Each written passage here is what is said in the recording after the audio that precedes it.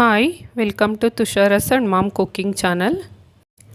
ಇವತ್ತಿನ special crispy egg lollipop. ಒಂದು ಸರಿ ತಿಂದರೆ ಸಾಕು ಮತ್ತೆ ಮತ್ತೆ ತಿನ್ನಬೇಕು ಅಂತಾರೆ. ಚಿಕ್ಕವರಿಂದ ದೊಡ್ಡವ್ರ ತನಕ ತುಂಬ ಇಷ್ಟಪಟ್ಟು ತಿಂತಾರೆ.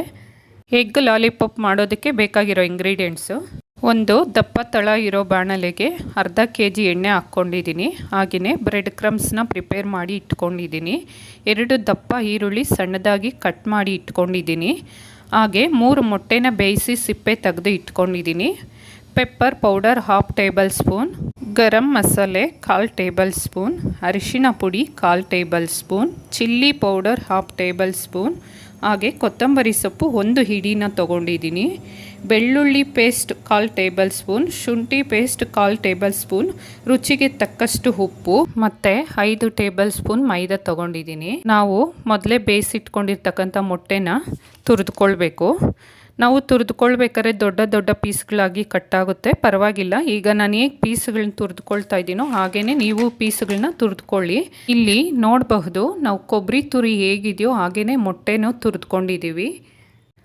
ತುರಿದಿಟ್ಕೊಂಡಿರ್ತಕ್ಕಂಥ ಮೊಟ್ಟೆಗೆ ಈರುಳ್ಳಿ, ಕೊತ್ತಂಬರಿ ಸೊಪ್ಪು, ಪೆಪ್ಪರ್ ಪೌಡರ್, ಶುಂಠಿ, ಬೆಳ್ಳುಳ್ಳಿ ಪೇಸ್ಟ್, ಚಿಲ್ಲಿ ಪೌಡರ್, ಅರಿಶಿಣ ಪುಡಿ, ಗರಂ ಮಸಾಲೆ, ಮೈದಾ ಹಿಟ್ಟು, ರುಚಿಗೆ ತಕ್ಕಷ್ಟು ಉಪ್ಪು ಸೇರಿಸ್ಕೊಳ್ಬೇಕು.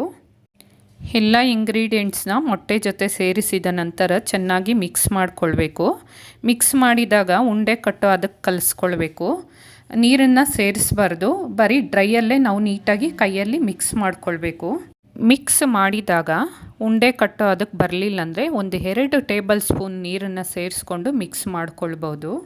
ಈಗ ನೋಡಬಹುದು ಉಂಡೆ ಕಟ್ತಿದ್ದೀನಿ, ಎಷ್ಟು ನೀಟಾಗಿ ಉಂಡೆ ಕಟ್ಟೋದಕ್ಕೆ ಪ್ರಿಪೇರ್ ಆಗಿದೆ. ಹೀಗೆ ನಮಗೆ ಯಾವ ಸೈಜಿಗೆ ಬೇಕೋ ಆ ಸೈಜ್ಗೆ ಉಂಡೆ ಕಟ್ಕೊಳ್ಬಹುದು. ನಾವು ಜಾಮೂನ್ ಉಂಡೆ ಎಷ್ಟು ಮಾಡ್ಕೊತೀವೋ ಆ ಸೈಜಿಗೆ ಮಾಡಿಕೊಂಡ್ರೆ ಸಾಕು. ತುಂಬ ದಪ್ಪ ಆದರೆ ಫ್ರೈ ಆಗೋದು ಲೇಟ್ ಆಗುತ್ತೆ, ಬೇಯೋದಿಲ್ಲ. ಈಗ ಸ್ಟವ್ನ ಆನ್ ಮಾಡಿ ಲೋ ಫ್ಲೇಮಲ್ಲಿ ಇಟ್ಟು ಎಣ್ಣೆನ ಬಿಸಿ ಮಾಡ್ಕೊಳ್ಬೇಕು. ಎಣ್ಣೆ ಬಿಸಿ ಆಗೋಷ್ಟರಲ್ಲಿ ನಾವು ಮೊದಲೇ ಮಾಡಿಟ್ಕೊಂಡಿರ್ತಕ್ಕಂಥ ಉಂಡೆಗಳನ್ನ ಹಸಿ ಮೊಟ್ಟೆಯಲ್ಲಿ ಕೋಟಿಂಗ್ನ ಮಾಡ್ಕೊಳ್ಬೇಕು. ನಂತರ ಬ್ರೆಡ್ ಕ್ರಮ್ಸ್ನ ನಿಧಾನವಾಗಿ ಮಿಕ್ಸ್ ಮಾಡ್ಕೊಳ್ಬೇಕು. ಜೋರಾಗಿ ಮಿಕ್ಸ್ ಮಾಡಿದರೆ ಪುಡಿ ಆಗೋ ಚಾನ್ಸ್ ಇರುತ್ತೆ. ನಿಧಾನವಾಗಿ ರೋಲ್ ಮಾಡಿ ಬ್ರೆಡ್ ಕ್ರಮ್ಸು ಚೆನ್ನಾಗಿ ಎಲ್ಲ ಕಡೆ ಅಂಟಿಕೊಳ್ಳುವ ಹಾಗೆ ರೋಲ್ ಮಾಡಬೇಕು. ಎಲ್ಲ ಉಂಡೆಗಳನ್ನ ಹೀಗೆ ಬ್ರೆಡ್ ಕ್ರಮ್ಸ್ನಲ್ಲಿ ರೋಲ್ ಮಾಡಿ ರೆಡಿ ಮಾಡಿ ಇಟ್ಕೊಳ್ಬೇಕು. ಈಗ ಎಣ್ಣೆ ಬಿಸಿ ಆಗಿದೆ. ನಾವು ಮಾಡಿಟ್ಕೊಂಡಿರ್ತಕ್ಕಂಥ ಎಗ್ ಬಾಲ್ಸ್ನ ಎಣ್ಣೆಯಲ್ಲಿ ನಿಧಾನವಾಗಿ ಬಿಡಬೇಕು. ಜೋರಾಗಿ ಬಿಟ್ಟರೆ ಪುಡಿ ಆಗೋ ಚಾನ್ಸಸ್ ಇರುತ್ತೆ. 5-7 ನಿಮಿಷ ಕದಲಿಸ್ಬಾರ್ದು. ನಂತರ ಒಂದು ಜಾಡಿಯಿಂದ ನಿಧಾನವಾಗಿ ಮಿಕ್ಸ್ ಮಾಡೋ ಹಾಗೆ ತಿರುಗಿಸ್ಕೊಳ್ಬೇಕು. ಈಗ ನೋಡಬಹುದು ಎಗ್ ಬಾಲ್ಸು ವೈಟ್ ಕಲರಿಂದ ಸ್ವಲ್ಪ ಕಲರ್ ಚೇಂಜ್ ಆಗ್ತಿದೆ. ಸ್ಟವ್ ಲೋ ಫ್ಲೇಮಲ್ಲೇ ಇಟ್ಕೊಂಡು ಮತ್ತೆ 2-3 ನಿಮಿಷ ಕೈಯಾಡಿಸ್ತಾ ಬೇಯಿಸ್ಕೊಳ್ಬೇಕು. ಈಗ ನಿಧಾನವಾಗಿ ಎಗ್ ಬಾಲ್ಸ್ ಎಲ್ಲ ಗೋಲ್ಡನ್ ರೆಡ್ ಕಲರ್ಗೆ ಚೇಂಜ್ ಆಗ್ತಾ ಇದೆ. ಹಾಗೆ ಇನ್ನು 1-2 ನಿಮಿಷ ನಿಧಾನವಾಗಿ ಕೈಯಾಡಿಸ್ತಾ ಬೇಯಿಸ್ತಿದ್ರೆ ಪರ್ಫೆಕ್ಟ್ ಬ್ರೌನ್ ಕಲರ್ಗೆ ಚೇಂಜ್ ಆಯಿತು. ಎಗ್ ಲಾಲಿಪಾಪ್ ಪರ್ಫೆಕ್ಟಾಗಿ ರೆಡಿ ಆಗಿದೆ, ನೀವೇ ನೋಡಬಹುದು. ಇವತ್ತು ನಾನು ಮಾಡಿರ್ತಕ್ಕಂಥ ಎಗ್ ಲಾಲಿಪಾಪ್ ಇಷ್ಟ ಆಗಿದ್ದರೆ ಲೈಕ್ ಮಾಡಿ, ಶೇರ್ ಮಾಡಿ, ಕಮೆಂಟ್ ಮಾಡಿ, ಹಾಗೆ ಸಬ್ಸ್ಕ್ರೈಬ್ ಮಾಡೋದನ್ನು ಮರಿಬೇಡಿ.